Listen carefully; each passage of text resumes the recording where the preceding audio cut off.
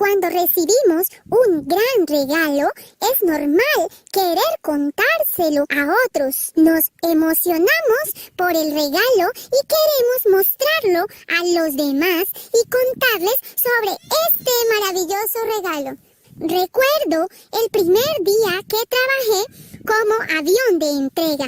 Estaba tan emocionado de visitar diferentes países de todo el mundo. Iba a conocer gente nueva.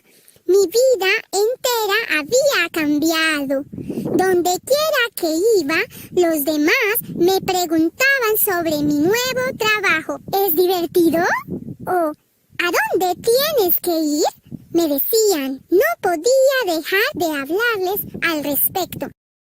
¿Recuerdas el gran regalo que Dios nos dio y la buena noticia que debemos contarle a la gente?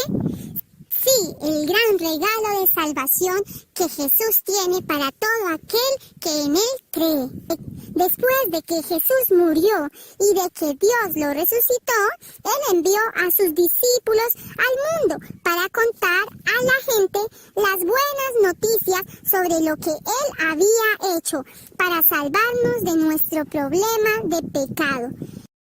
El libro de la Biblia, llamado Hechos, cuenta las historias de dónde fueron los discípulos y lo que hicieron.